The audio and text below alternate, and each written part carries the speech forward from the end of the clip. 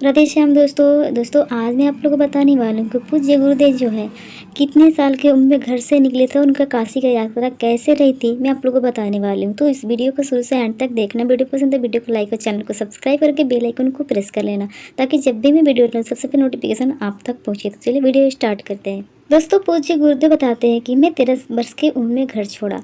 जब मैं घर से निकला तभी मेरी खोज शुरू हो गई थी। 2-3 दिन बाद सबसे पहले मेरे बड़े भाई आए थे और उनको मैं कठोर उत्तर देकर वापस भेज दिया। फिर पिताजी आए। उनका स्वभाव बहुत कड़क था, धर्मात्मिक थे, नंगे पैर हर चलाने वाले किसान थे, जिन्होंने जीवन भर न तो जूते पहने और न ही सिले हुए कपड़े। जब ये मेरे पास पहुंचे तो मुझे लगा अब तो पिटाई होगी। पिताजी लेने आए वापस। उन्होंने कहा, हाँ खड़े हो जाओ। मैं खड़ा हो गया। वे बोले, क्यों भाग आए हो? मैंने कहा, मैं भगवान का भजन करके भगवान को पाना चाहता हूँ। उन्होंने कहा, ऐसे भगवान मिलते हैं? मारे मारे फिरने से भगवान नहीं मिलते। भगवान की प्राप्ति साधना से होती है और वह ग्रस्त में रहकर भी हो सकती है। मैंने कहा, हमें तो विरक्त होकर ही भजन करना है। यह कहते हुए मेरी आंखों में आंसू आ निकले।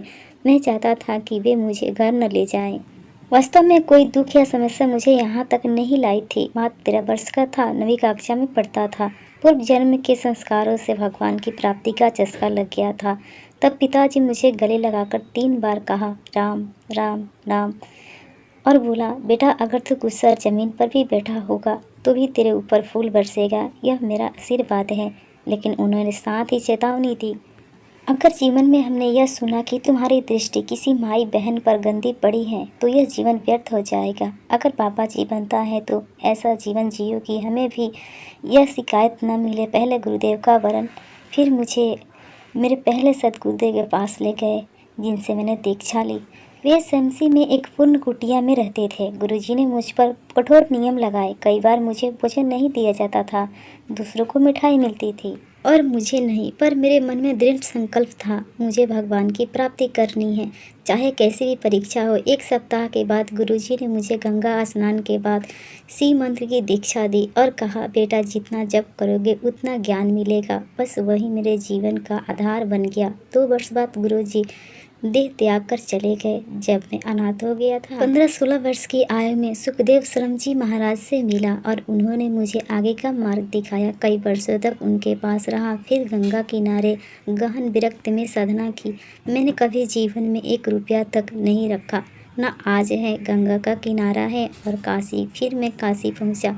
वहीं लगा, यही मेरी जीवन स्थान है। घाटों पर रहता, आश्रमों में नहीं। कई कई दिनों भूखा रह जाता, पर संतोष बना रहता।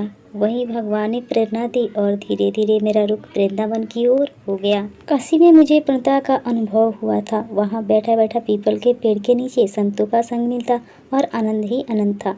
पर एक संत मुझे रासलीला दिखाने ले गए। तब पहली बार भीतर से लगा, यह तो मेरी खोज है। 1 महीना रास देखा और भीतर प्रबल आकांक्षा जगी। तभी तय हुआ, अब वृंदावन जाना है। वृंदावन की कृपा। मेरा कभी उद्देश्य श्री राधा रानी के दर्शन करने का नहीं था। मेरा मन तो शिव भक्ति में लीन था। लेकिन वृंदावन ने स्वयं अपनी चाह मुझ पर प्रकट की। राज की ओर खिंचाव। प्रिया जी के चाह में मेरी विरक्तगत इच्छाएं नहीं थी। यह सब वृंदावन की इच्छा भी भगवान की योजना थी। गुरु कृपा। केवल हम पीछे मुड़कर देखा तो मुझे लगता है, यदि हम गुरु की शरण में पूरी तरह समर्पित हो जाएं और उनके बताए मार्ग पर चलते रहें तो आगे का सब प्रबंध स्वयं भगवान करते हैं। दोस्तों ये रही महाराज जी की पूरी कहानी। दोस्तों और भी वीडियो देखना चाहते हैं महाराज जी का तो फुल वीडियो का लिंक डिस्क्रिप्शन में दिया हुआ है, जाकर चेकआउट कीजिए। पूरी वीडियो देखिए। वीडियो पसंद है वीडियो को लाइक और चैनल को सब्सक्राइब करके बेल आइकन को प्रेस कर लीजिए। राधे श्याम दोस्तों।